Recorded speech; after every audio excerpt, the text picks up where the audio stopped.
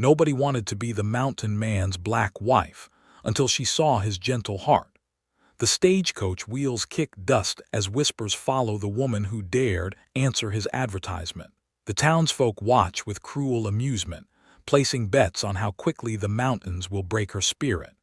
They see only another fool walking toward certain hardship and isolation. When the giant emerges from the wilderness, 8 feet of weathered silence, even the skeptics fall quiet. His massive hands could crush stone, yet he speaks in whispers that barely stir the air between them. But neither the judgmental crowd nor the unlikely couple realizes that hidden federal crimes thread through these territories like poison in well water. And their union may be the key to exposing secrets that powerful men would kill to protect. Will their marriage survive the truth both are hiding? The dust kicked up by the weekly stagecoach settled like disappointment across Bitter Creek Township. Keziah Reynolds stepped down onto the wooden platform, her worn carpetbag clutched tight. The letter in her coat pocket had brought her here, an advertisement for a wife. She was the only woman brave enough to answer. Heads turned. Conversations stopped. The general store owner suddenly found urgent business in his back room when she approached his counter. The hotel clerk studied his ledger with newfound interest. "No rooms available," he muttered without looking up. Keziah counted the buildings along Main Street, 12 businesses, 2 saloons, 1 sheriff's office with a deputy who stepped outside every hour on the hour. She memorized the pattern while pretending to examine her traveling dress for dust. "You the one answering McGraw's advertisement?" The saloon keeper leaned against his doorframe. "Lord have mercy." Laughter spilled from inside. Someone mentioned betting odds. Another voice wondered how long before winter claimed another victim in the mountains. Keziah waited on the courthouse steps. The territorial boundaries interested her more than the cruel whispers. Mining claims stretched far into the high country according to the posted notices. Federal land mixed with private ownership in ways that seemed deliberately confusing. The ground trembled before she saw him. Silas McGraw descended from the mountain trail like something carved from the peaks themselves. 8 feet of weathered muscle and untamed beard. His horse looked ordinary beneath him. The townspeople scattered like startled birds. He dismounted with surprising grace. His voice emerged as barely more than a whisper. "Miss Reynolds?" "Yes. Thank you for coming." His massive hands could have crushed her skull. Instead, he removed his hat and waited for her to speak first. "Your letter mentioned practical arrangement." "Yes. Mountain life is hard. I need help. You need shelter." He studied her face without judgment. "Are you certain?" The betting from the saloon grew louder. Someone wagered she would not last a month. Another gave her 2 weeks. "I am certain." The courthouse marriage took 10 minutes. The preacher rushed through the ceremony like a man late for dinner. 2 curious onlookers served as witnesses. The clerk charged extra for the certificate. They rode toward the mountains as afternoon shadows lengthened. Keziah asked about territorial boundaries, mining rights, federal jurisdiction over disputed lands. Silas answered each question with surprising knowledge of legal details. "You know much about territorial law." "Man learns things living up here." His cabin sat in a valley carved by glacier water. Books lined shelves built from rough pine. Poetry volumes mixed with medical texts and botanical guides. Maps covered one entire wall. "You read poetry?" "Sometimes." Silas lit the oil lamp. "Helps quiet the mind." That night, while he slept, Keziah retrieved the papers hidden beneath her carpetbag's false bottom. Federal documents bore official seals. Her deputy marshal badge caught lamplight like a guilty secret. The mining operation investigation had brought her here. Land fraud, treaty violations, crimes that required someone who could move through remote territory without suspicion. A mail-order bride drew no attention from corrupt officials. She studied the maps on Silas's wall. He had marked locations that matched her federal intelligence reports exactly. Abandoned mine shafts, water sources, native burial grounds. Morning brought coffee and questions. "You seem educated for a mountain hermit." Silas stirred the fire. War taught me many things: field medicine, reading maps, recognizing good people from bad. What war? The recent unpleasantness. Patched up too many boys who should have been planting crops instead of bleeding in mud. They rode to town for supplies.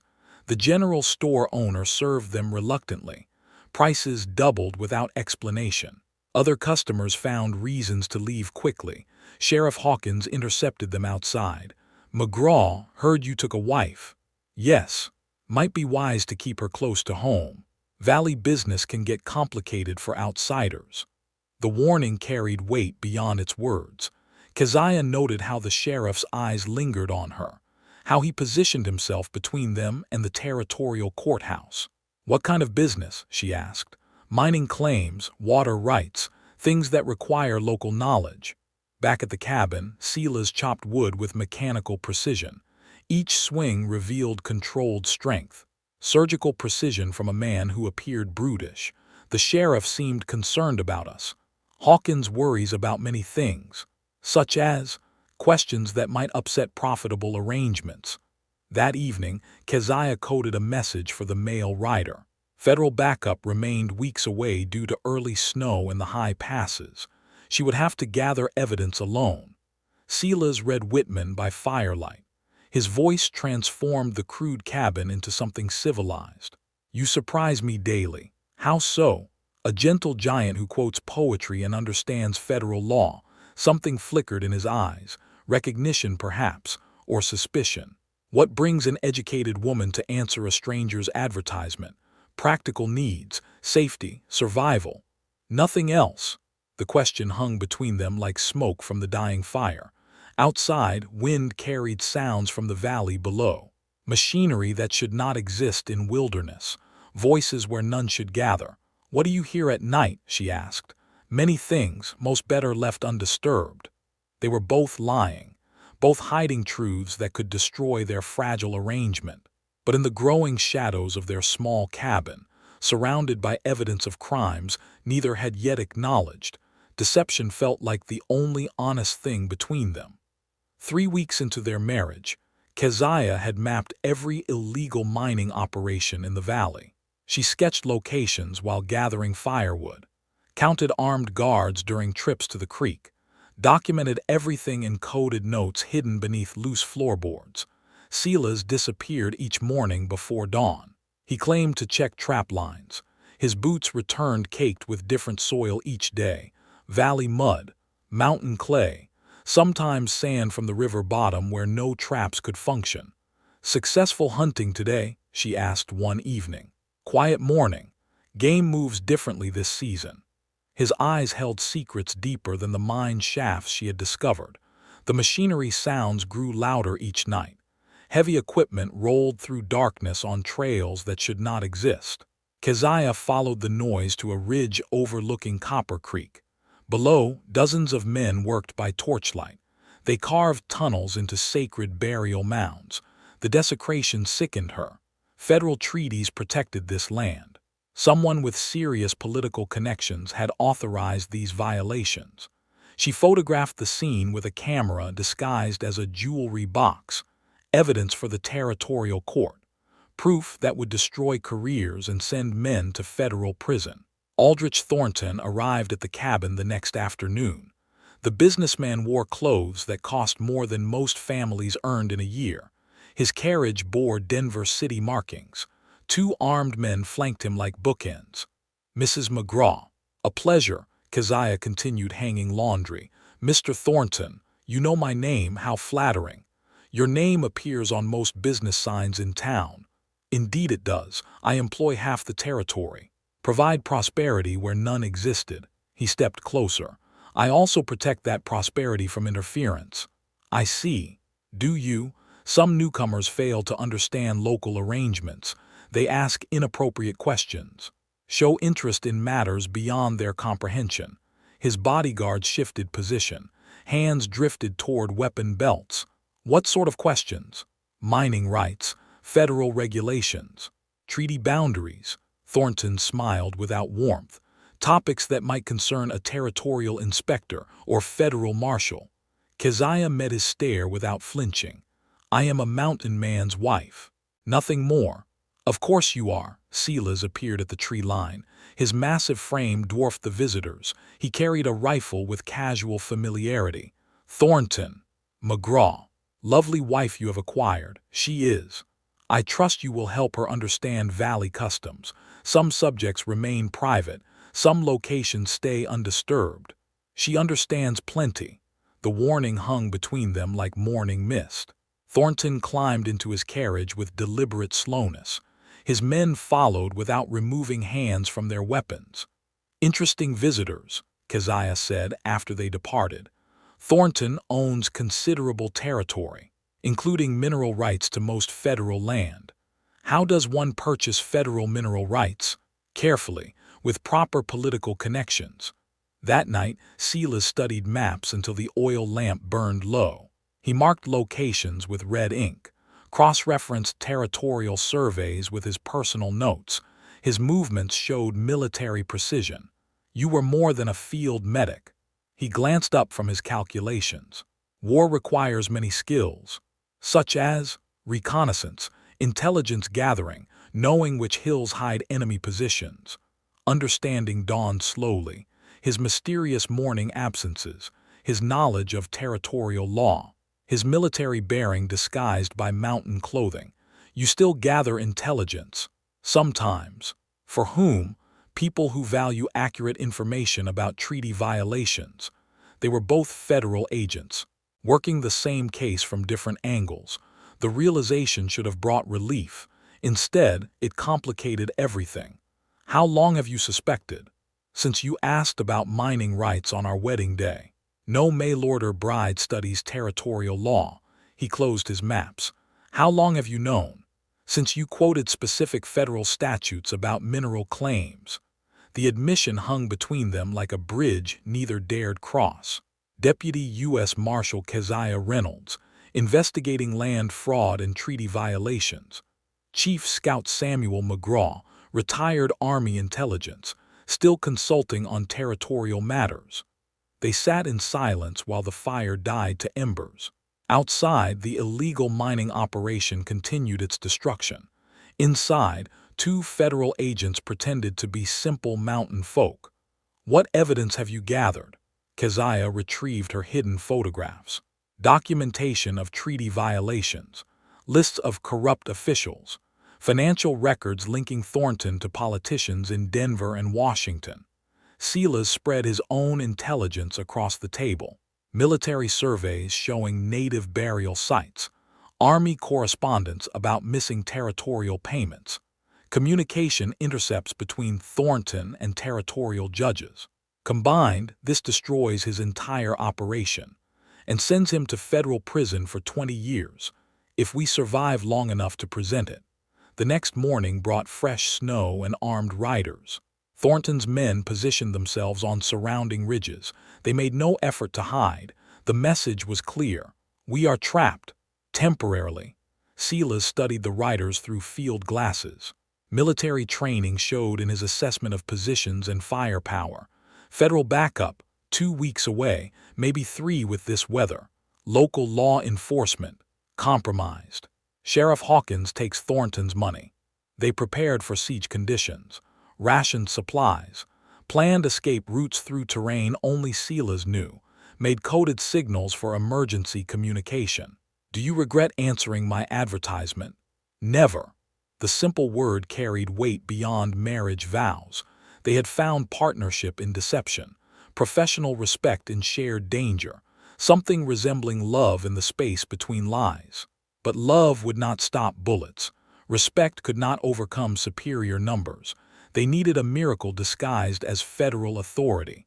Time was running short. The siege lasted 4 days before Thornton changed tactics. His men withdrew from the ridges at dawn. By noon, smoke rose from 3 different locations across the valley. Controlled explosions echoed off canyon walls. Keziah lowered her field glasses. He is destroying evidence and creating new crimes to blame on others. They rode to the nearest explosion site. The mining equipment had vanished. Fresh graves dotted the landscape. Wooden markers bore native names carved in crude letters. He is staging a massacre. Silas examined the disturbed earth. Recent burials, bodies moved here from somewhere else, to frame the tribes for the missing miners, while he eliminates witnesses who might testify against him. The plan revealed Thornton's desperation. Federal investigators would find dead miners buried near native settlements. Local newspapers would scream for justice. Military retaliation would follow swiftly. We need proof before he finishes. The real burial site will tell the truth. They tracked wagon ruts through hidden canyon passages. Silas moved with predatory silence despite his massive frame. His military training showed in every calculated step. The actual grave site lay concealed beneath fallen timber, dozens of bodies wrapped in canvas. Bullet wounds spoke of mass execution rather than native attack. Thornton killed his own workers. Dead men cannot testify about illegal mining operations. Keziah photographed everything, evidence that would destroy Thornton's fabricated story, proof of premeditated murder disguised as Indian raids. How much time before federal marshals arrive? 10 days. Maybe less if the weather holds. He will complete his deception by then. They return to find their cabin ransacked, furniture overturned, floorboards pried loose. Thornton's men had searched for evidence while they were gone. Her hidden photographs remained safe, concealed in hollowed book spines that appeared untouched. Silas's intelligence reports survived in a cache beneath the woodshed. They found nothing. This time, a message waited nailed to their door. Thornton's elegant handwriting spelled out terms for negotiation. Meet him at the territorial courthouse. Come alone. Discuss reasonable solutions to mutual problems. A trap, obviously, but refusing confirms our federal status. They rode to town as afternoon shadows lengthened. Main Street buzzed with unusual activity. Strangers filled the saloons. Armed men positioned themselves at strategic intervals. Mercenaries, professional killers brought in from Denver. The courthouse steps bore fresh stains that might have been blood. Sheriff Hawkins stood guard with hollow eyes. His badge reflected sunlight like a warning. "McGraw, your wife, Sheriff. Mr. Thornton waits inside. Private discussion about Valley business." Keziah counted hostile faces. 12 gunmen visible, probably more concealed in surrounding buildings, escape routes blocked by armed positions. "We go together or not at all." Hawkins nodded reluctantly. Both then. The courthouse interior reeked of fear and tobacco smoke. Thornton sat behind the judge's bench wearing stolen authority. His bodyguards flanked him like marble statues. "Mrs. McGraw, how lovely you look despite recent hardships." Keziah remained standing. "Mr. Thornton, I trust you have reconsidered your interest in Valley affairs." "What affairs? Please, we are beyond such games." He produced a federal marshal badge from his coat. "This belongs to you. Found during our search of various locations." Her heart stopped. The badge should have been hidden with her other credentials. "Plant evidence often. Never. I simply recognize federal authority when it presents itself." His smile turned predatory. Deputy U.S. Marshal Keziah Reynolds, investigating land fraud and treaty violations in Colorado territory. Silas stepped protectively closer. His hand drifted toward his concealed weapon. "Your husband presents interesting complications." Former Army Chief Scout Samuel McGraw, still consulting on territorial intelligence matters. Thornton gestured to papers spread across the desk. Federal employment records make fascinating reading. They were exposed, surrounded, outnumbered by professional killers in a courthouse controlled by corrupt officials. "What do you want?" "Reasonable accommodation. You disappear quietly. I continue legitimate business operations. Everyone benefits from this arrangement, including murdered miners, tragic mining accidents, regrettable native attacks. These things happen in dangerous territory. Federal investigators will uncover the truth." Will they? Local law enforcement reports Indian raids on peaceful mining operations. Physical evidence supports tribal involvement. Federal investigators will find exactly what territorial officials present to them. The trap was perfect. Thornton controlled local officials. His manufactured evidence would satisfy distant bureaucrats. Real federal agents would disappear into unmarked graves. You cannot murder federal officers. I cannot, but desperate native warriors defending sacred lands might kill trespassing government agents. Tragic but understandable given recent provocations. Outside, war whoops echoed through the streets. Gunfire erupted from multiple directions. Thornton's mercenaries had begun their performance. My associates are creating appropriate atmosphere for your unfortunate deaths. Keziah calculated distances to doors and windows, all blocked by armed men. No escape routes remained available. Final offer: ride away now. Never return, forget everything you have seen. And if we refuse, then you join the miners in their eternal silence. The choice was surrender or death. Thornton held every advantage. His men controlled the town. His false evidence would justify their murders. But he had made one crucial mistake. He assumed they were helpless federal agents trapped by superior numbers. He had not considered that cornered predators fight with desperate fury. Silas caught her eye. His slight nod confirmed readiness for violence. They would not surrender quietly. They would not disappear without leaving marks on their killers. The mountain man's gentle heart had found its limit. The fake war whoop stopped abruptly. Real voices shouted commands in Cheyenne outside the courthouse. Thornton's confident smile faltered as genuine native warriors surrounded his mercenaries. "What is happening?" Sheriff Hawkins peered through grimy windows. "Those are not our men." Silas straightened with recognition. "Northern Cheyenne, they followed the smoke signals." "What smoke signals?" "The ones I have been sending for 3 days." Keziah stared at her husband with new understanding.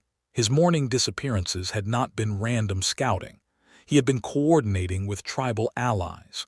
Thornton's bodyguards shifted nervously. Outside, their hired killers found themselves outnumbered by warriors who knew every canyon and hiding place in the territory. "You contacted hostile tribes. I contacted people whose sacred lands you have been destroying. They will kill everyone in town. They will kill invaders and treaty violators. Law-abiding citizens have nothing to fear."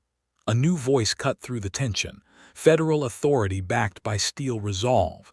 "Nobody move. U.S. Marshals." Marshal James Patterson stepped through the courthouse doors. 6 armed deputies flanked him. Their badges caught lamplight like promises of justice. "Deputy Reynolds, Chief Scout McGraw, good to see you alive." Keziah nearly collapsed with relief. "Marshal Patterson, how did you arrive so quickly?" "Smoke signals travel faster than winter storms. Our Cheyenne contacts reported illegal mining operations and federal agents in distress." Thornton tried to maintain composure. "Marshal, thank goodness you arrived. These people have been working with hostile tribes to disrupt legitimate mining operations." "Have they?" Patterson examined the evidence scattered across the judge's bench. "These federal employment records look authentic, as does this deputy marshal badge. Obviously forged documents, obviously authentic federal credentials." Patterson's voice carried decades of law enforcement experience. "Mr. Thornton, you are under arrest for violation of federal treaties, conspiracy to commit murder, and impersonating territorial officials. This is outrageous. I demand to speak with Governor Evans." Governor Evans is currently explaining his mineral rights policies to a congressional committee in Washington. Seems someone provided detailed evidence of corruption in territorial administration. Keziah smiled despite their desperate circumstances. Her coded messages had reached the right people after all. Thornton's bodyguards reached for weapons. Patterson's deputies responded faster. Federal training overcame mercenary reflexes without violence. "Sheriff Hawkins, you are also under arrest as an accessory to federal crimes." The corrupt lawman surrendered his badge with shaking hands. His authority evaporated like morning mist. Outside, the standoff continued. Cheyenne warriors had surrounded Thornton's mercenaries without firing a shot. Professional killers found themselves outmaneuvered by men defending their homeland. How many casualties? None yet. The warriors are showing remarkable restraint given the circumstances. Silas stepped toward the windows. They trust my word that justice will be served through proper legal channels. Your word carries significant weight with tribal leaders. We have mutual respect built over many years. The revelation completed Keziah's understanding of her husband's true role. He was not just a retired scout. He was a diplomatic bridge between federal authority and native sovereignty. Chief Scout McGraw has been invaluable in preventing territorial conflicts, while investigating criminal violations of federal treaties. Exactly. Patterson directed his deputies to secure the prisoners. Thornton raged about political connections and federal overreach. His threats carried no weight against documented evidence of murder and fraud. The mining operations will be shut down immediately. Sacred burial grounds will be restored to tribal custody. Mineral rights obtained through fraudulent means are hereby voided. And the murdered miners will receive proper burial and federal investigation. Their families will be compensated through seized criminal assets. Justice moved swiftly once federal authority established control. Thornton's mercenaries surrendered rather than fight both federal marshals and Cheyenne warriors. His financial empire collapsed as banks froze accounts linked to criminal activity. The courthouse emptied as prisoners were transported to federal custody.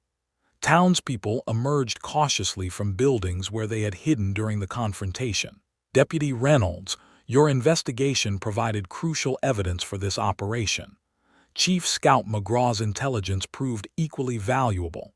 Indeed, you both exceeded expectations under difficult circumstances. They stood together in the courthouse where minutes earlier they had faced certain death. Federal badges restored their authority. Legal justice replaced vigilante violence. What happens now? Thornton faces federal trial for multiple capital crimes. His associates will provide testimony in exchange for reduced sentences. The territorial governor will resign before facing congressional investigation. And the mining claims returned to rightful tribal ownership. Future mining operations will require proper federal permits and tribal consent. Local officials, Sheriff Hawkins and 3 county judges have been removed from office. Federal administrators will oversee territorial law enforcement until honest elections can be conducted. The sun set over mountains cleansed of illegal machinery. Sacred burial grounds would heal under tribal protection. Murdered miners would find justice through federal courts. Keziah and Silas walked home through valleys where truth had triumphed over corruption. Their marriage had survived deception and danger. Professional partnership had evolved into genuine affection. Do you regret the assignment that brought us together? Never. Even though it began with lies, it ended with truth and justice, and something resembling love between 2 people who understand duty. The cabin welcomed them with warmth and lamplight. Books of poetry waited beside intelligence reports. Maps of territorial boundaries shared space with wedding photographs. They had found each other through federal service. They had saved each other through courage and competence. They would build their future on foundations stronger than deception. Outside, Cheyenne campfires dotted the valley like stars. Inside, 2 federal agents planned their next assignment together. Justice had been served. Love had been discovered. Truth had set them all free. The federal trial lasted 3 weeks. Thornton's empire crumbled under sworn testimony from his own associates. Bank records revealed bribes to territorial officials reaching into the thousands of dollars. Mineral rights purchased for pennies proved worthless without proper federal authorization. Keziah testified on the 2nd day. The Denver courtroom packed with journalists and politicians. Her words carried the weight of federal authority and moral conviction. The defendant orchestrated systematic violations of tribal treaties for personal profit. How do you know this? I witnessed the desecration of sacred burial grounds. I photographed illegal mining operations. I documented the murder of workers who threatened to expose his crimes. Thornton's lawyers attacked her credibility. They questioned her authority. They suggested a black woman could not possibly understand complex territorial law. Judge Morrison silenced them with federal precedent. Deputy Marshal Reynolds holds the same legal authority as any federal officer. Her testimony carries full weight in this court. Silas testified on the fourth day. His intelligence reports provided crucial evidence of conspiracy reaching territorial government. Maps and correspondence linked Thornton to corrupt officials in Denver and Washington. The defendant used federal employees to legitimize illegal activities. Which employees? Territorial judges, sheriffs, and mining inspectors. All received regular payments for ignoring treaty violations. The prosecution presented financial records seized from Thornton's offices. His bribes had corrupted an entire territorial administration. Justice required dismantling networks of corruption built over years of unchecked power. Cheyenne witnesses testified through interpreters. Their words carried dignity and pain as they described sacred sites destroyed for silver ore, ancient burial grounds excavated like common earth, tribal sovereignty trampled by greed disguised as progress. These lands hold our ancestors, our children's future. Your defendant treated them like property to be exploited. Chief Standing Bear spoke with authority earned through generations of leadership. We trusted federal treaties. We believed promises of protection. Instead, we found betrayal wearing legal documents.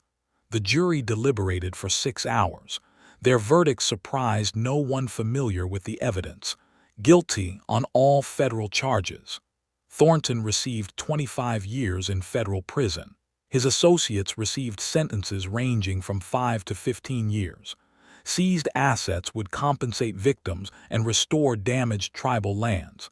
Justice has been served. Judge Morrison's words echoed through a courtroom where truth had triumphed over corruption. Federal authority had protected those without political power. The system had worked despite systematic attempts to subvert it. Territorial Governor Evans resigned the day after the verdict.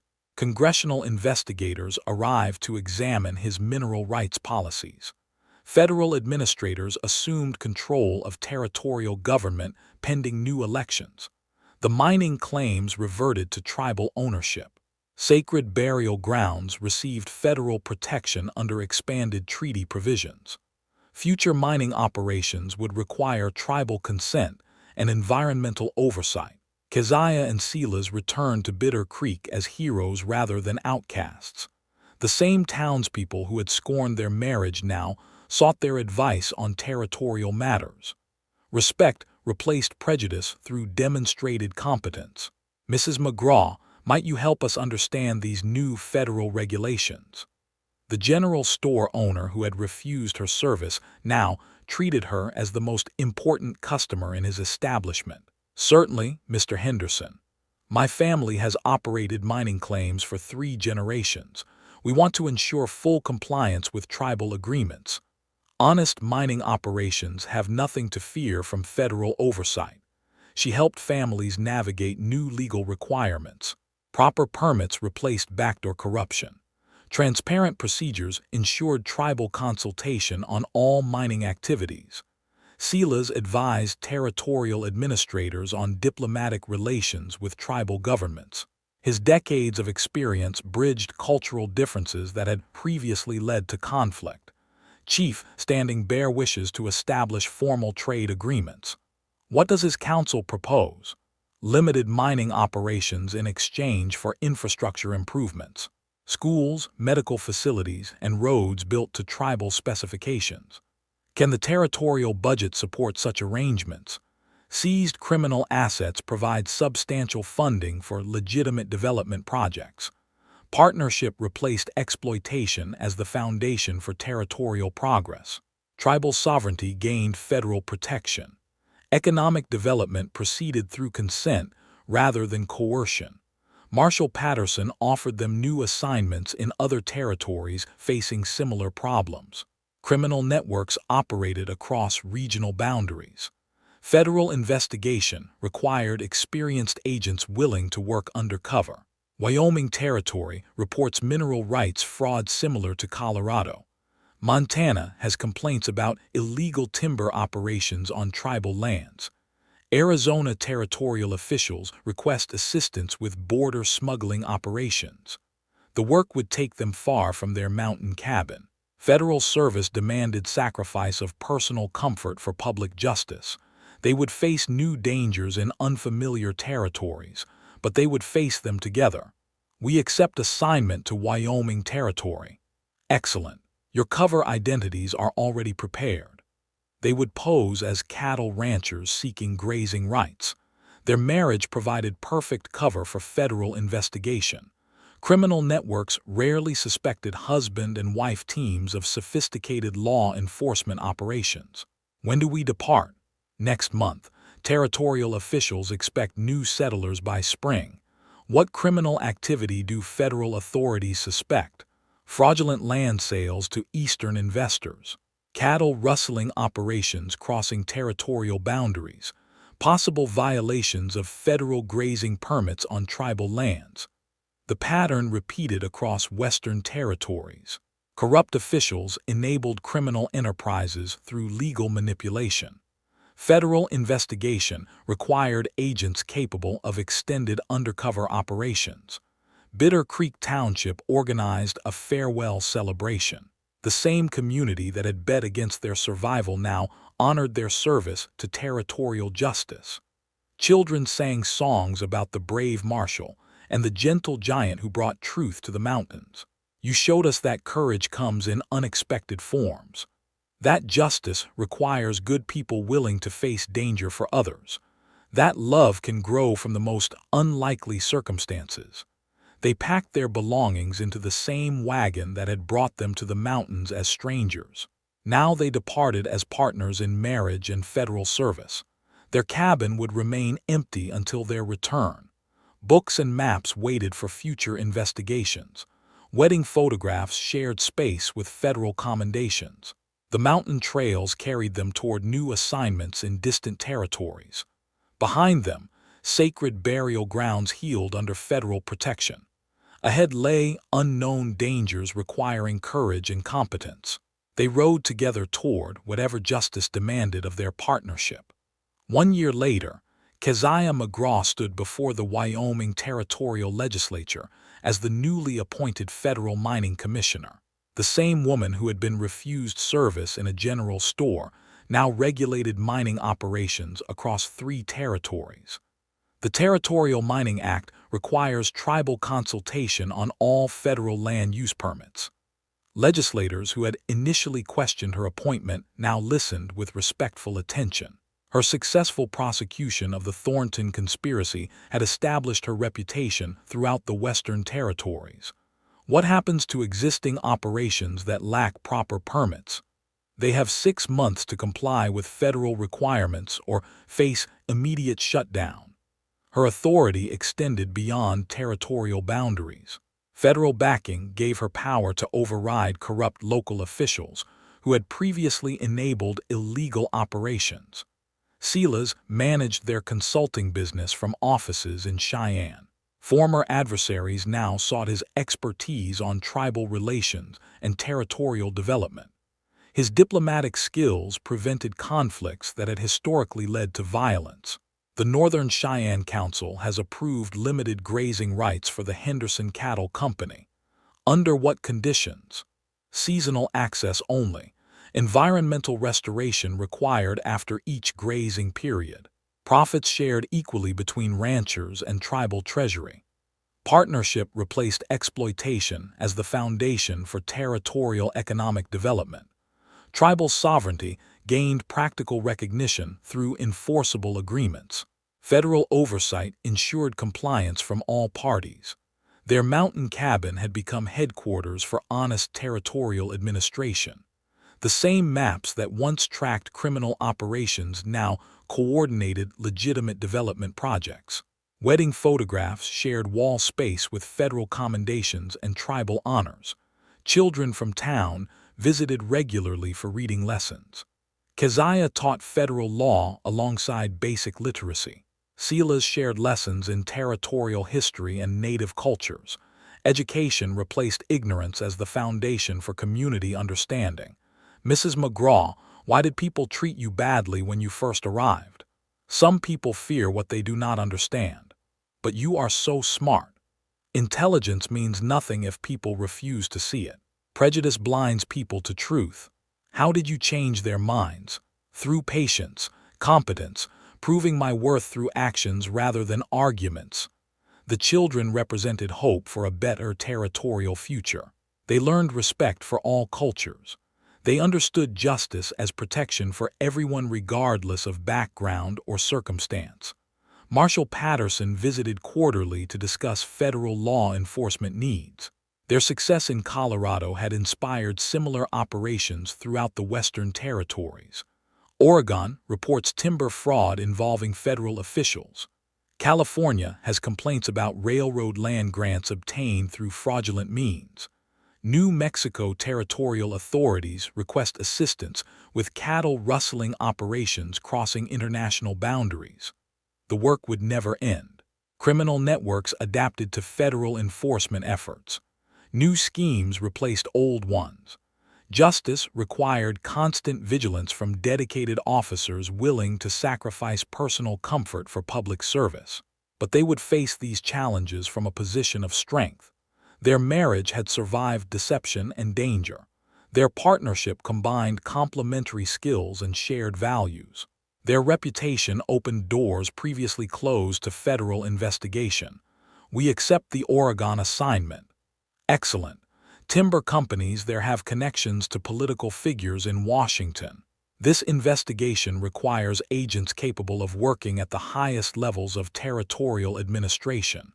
When do we depart? Next spring. The assignment may require 2 years of undercover work. 2 years seemed like a lifetime, but federal service demanded sacrifice for the greater good.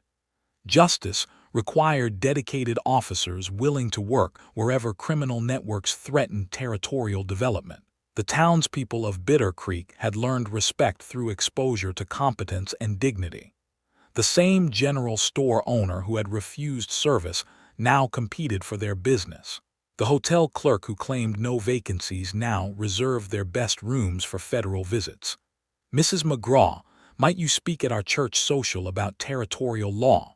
Mr. McGraw, would you advise our town council on tribal relations? Respect had been earned through demonstrated ability rather than demanded through authority. Their success changed community attitudes toward federal officers and territorial development. Sunday afternoons brought visits to the Cheyenne Reservation. Chief Standing Bear had become a trusted friend and political ally. His counsel guided their approach to territorial justice. Federal law must serve all people equally. Justice means protection for those without political power. Truth requires courage from those who see corruption but might profit from silence. His words carried wisdom earned through generations of struggle against injustice. Tribal sovereignty provided a model for honest government based on community consent rather than external coercion. Their evening routine included poetry reading by lamplight. Silas's gentle voice transformed their cabin into a sanctuary of civilization amid territorial wilderness. Literature provided perspective on human nature and social progress. What shall we read tonight? Walt Whitman, Leaves of Grass. Appropriate for our departure preparations. Every ending contains the seeds of new beginnings. They packed their belongings into wagons that would carry them to Oregon Territory. Federal badges rested alongside wedding rings in jewelry boxes. Marriage certificates shared space with territorial commissions and tribal honors. The mountain trails would miss their presence. Sacred burial grounds would remember their protection. The cabin would wait for their eventual return to Colorado Territory. But justice called them to new territories where criminal networks threatened honest development. Federal service required agents willing to work wherever duty demanded their presence. They rode toward Oregon Territory as partners in marriage and federal law enforcement. Behind them, a community had learned respect through exposure to competence and dignity. Ahead lay unknown challenges requiring courage and wisdom. The woman nobody wanted to marry had become the most respected voice in territorial administration. Love had grown from the most unlikely circumstances.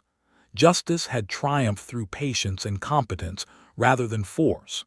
Their story would inspire others facing similar challenges in territories across the expanding nation. And that is all to the story for now.